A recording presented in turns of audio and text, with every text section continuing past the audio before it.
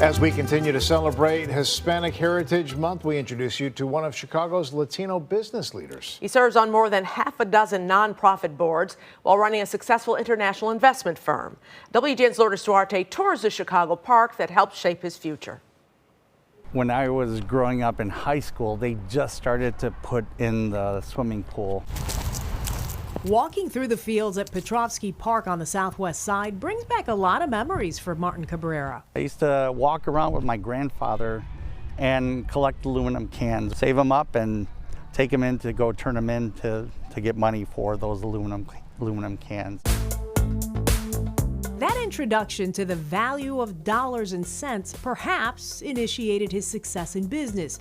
The man who grew up in Little Village now walks a different field. The 30th floor of Cabrera Capital, a large Chicago investment banking firm. How many employees do you have here?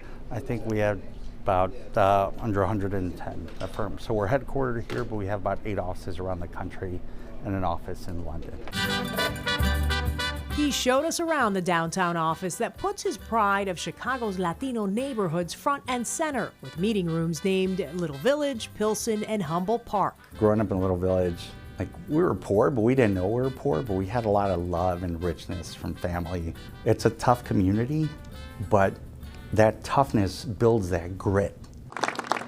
And grit has led him to become one of the most influential Latinos in Chicago, with his hand in a lot of different sectors, from education, adopting a Southside school to teach financial literacy. We're going to be giving each grade $20,000 to invest. To real estate.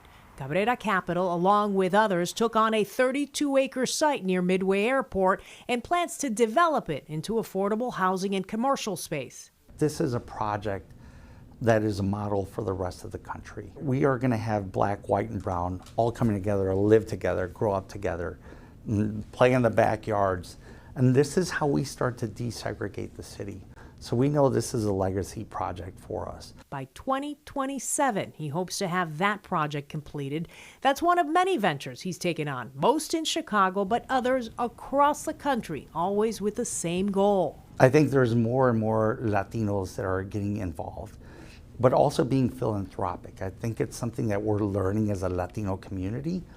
How do we give back? And how do we not just help out our own community, but help out other communities as well? The Mexican-American father of 5 has a rich history in the U.S. He says his grandfather, born in L.A., a U.S. citizen, was one of hundreds of thousands repatriated to Mexico during the Great Depression in the 1930s. He's the same man who would eventually walk Little Village's Petrovsky Park with his grandson, picking up aluminum cans. Just to hear his stories, he wasn't upset about it. It was just things that happen in life. Now, decades later, Cabrera is making history himself for a much different reason. His successful investment firm affording him the chance to give back. For us and for my company, it wasn't just making a buck.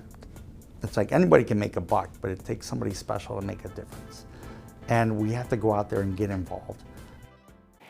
And it just so happens that in Los Angeles, they may build a statue in honor of the 1930s Mexican repatriation victims. Cabrera wants to help raise the dollars needed to get that project off the ground. You can watch all of our Hispanic Heritage Month stories by visiting WGNTV.com/HHN. Celebrating Hispanic Heritage Month, I'm Lourdes Duarte, WGN News.